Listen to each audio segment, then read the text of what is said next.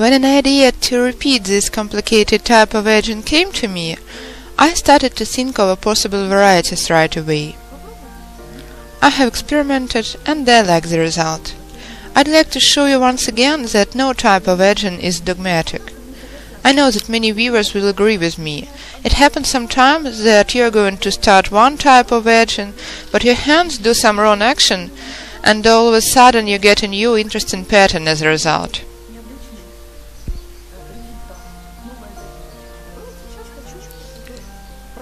Now I'd like to continue the subject of complicated edging and to share my fantasies over this topic with you. So let's talk about the varieties of this type of edging. For the first time when we were making it, we were leading the working tube this way, in front of one, behind one. This time I propose to make it a little more complicated. First of all, we have double tubes here instead of tripled ones. Let's try this way. 1, 2. We have to draw the tubes out in the end, in order to repeat this braid in the bottom. So let's try this way. Our first step is drawing behind one, in front of one, behind one. So, behind one, in front of one, behind one. Here we leave some space for inserting extreme tube afterwards. And this way we continue. Behind one, in front of one, behind one.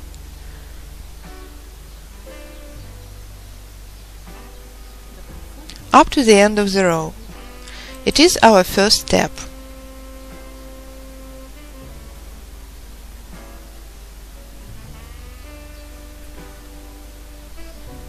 Continue up to the end. We finish the row following the pattern.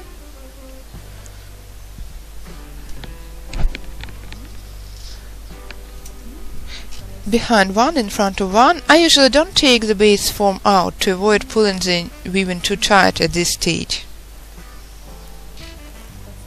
trying to keep the shape.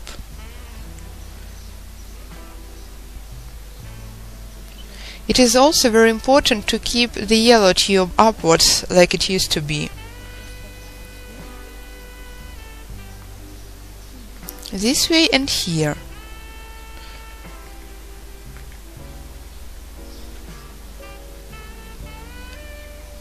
Place the yellow tube up, and the last one according to the pattern.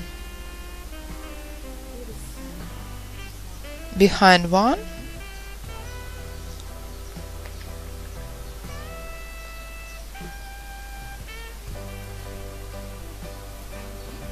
this way,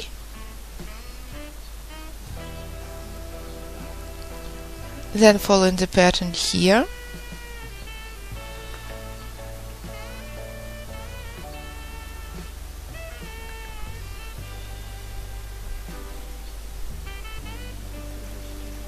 The quality of tubes is high enough, otherwise they would have broken along the way. And the tubes have to stick downwards in the end. At this stage we cannot do without taking the form out.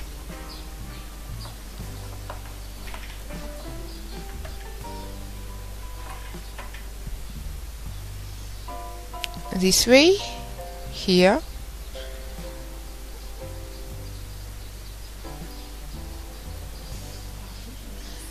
The yellow tube is up, that's all.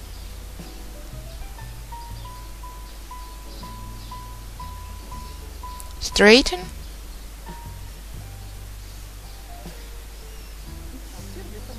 So the first stage is finished. Then let's improvise a little. In order to get the edging complicated and beautiful enough, we can repeat some actions. Here we have transformed the way we weave the top part. As for the bottom part, let's repeat the way we made it previous times. You can just draw the tube beneath too and try it this way, but I believe it is not interesting enough. But because we draw our couple of tubes in front of one and then behind the next one, we get kind of additional interlacing. Let's keep it. Let's try 1, 2. Repeat the stage as we did in our previous article. The only thing I propose you is to save the tubes and not to draw them through this hole as we did last time. Let's try not to do it and see what we are going to get. We draw the tube on the first one, under the second. On the first, under the second one. Take the extreme one, place it on the first one, under the second.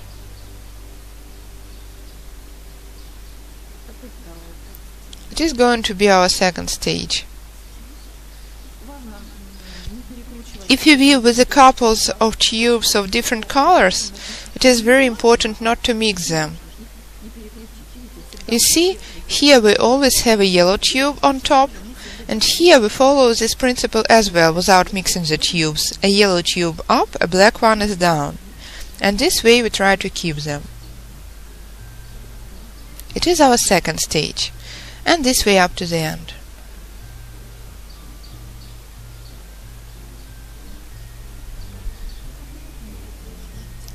Here I have failed. You see the tube is very short.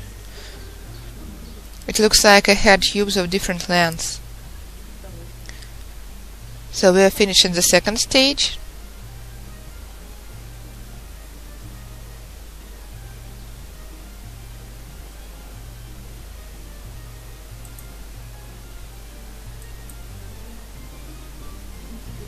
Now look at the pattern, how to insert the tubes.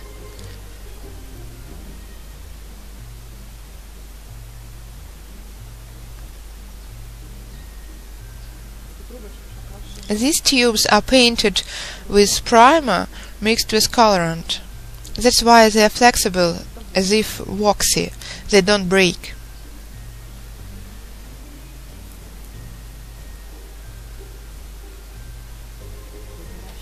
Here I cannot do without lengthening, though I tried to. And the next scene. Now we can choose among varieties again.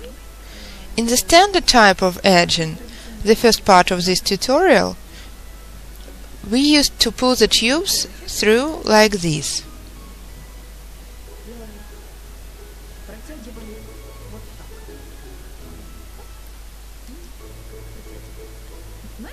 At this time we can try to pull it through this way. Or you can play a little and go in the opposite direction. For example, let's try it this way.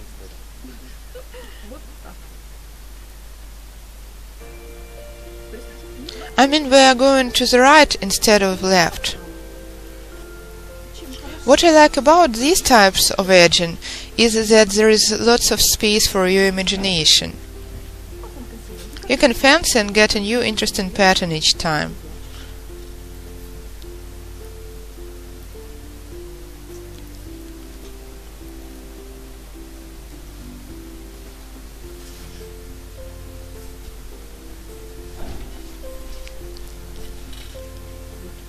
We are not looking for easy ways.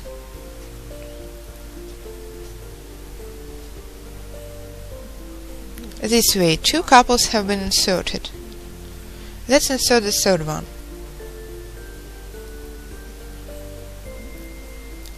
At first one tube, and then the second one.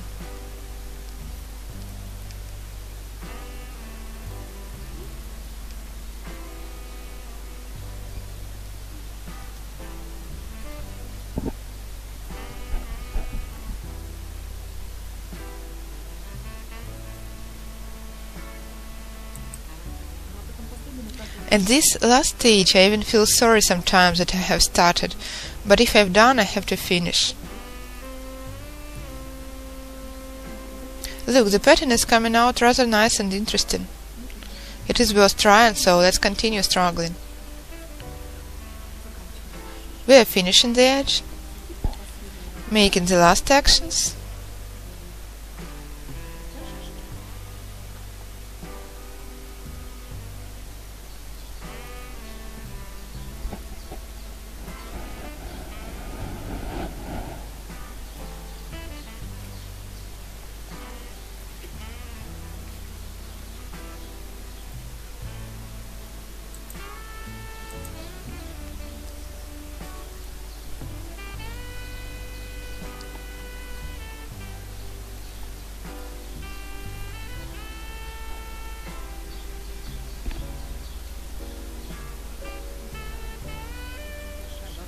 This tube is rather short, but it looks like it is going to be enough. But some of my tubes were too short, and I had to solve the problem a little differently.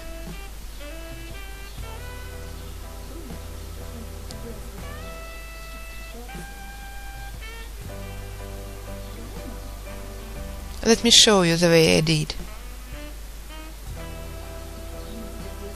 When I see that the length of the tube is not enough and it is not going to hold, I take one of my short remainders of the tubes, insert it inside carefully, and pull this tube through. Afterwards we are going to stick the piece and cut the remaining short tube. There are 3 places along my edging where the tubes were too short and I had to apply this trick. But you can hardly do everything perfectly. Well, maybe some of you can, then you are lucky, or you prepare very thoroughly. So, we have completed one more variety of complicated edging. If you look attentively, you will see that all of these edgings are different, and I like the way each of them looks. I am very thankful to Galina and Irina Penkina for their inspiration to try this complicated kind of edging. They have inspired me to think, to try, to experiment. The only thing I'd like to add from my experience: this type of edging looks best of all on large-scale articles. First of all, on large baskets, and on other types of big articles. Look at this casket. It is not big, and this type of edging doesn't look very natural on it. On this article I like the way it looks much better. This one-colored article looks rather nice as well. Here are 2-colored article, a 3-colored one. As for the weak points,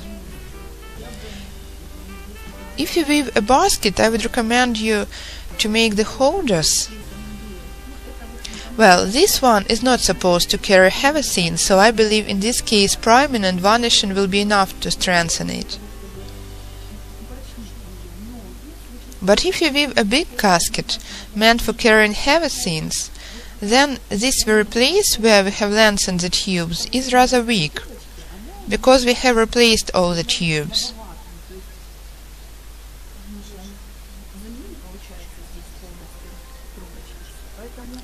So if you are going to fix the holders to a basket like this, I would recommend you to start fixing them much lower.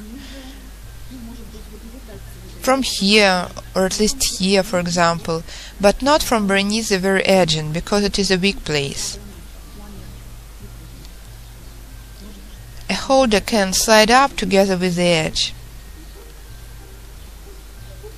So these were my notes and impressions of complicated edges.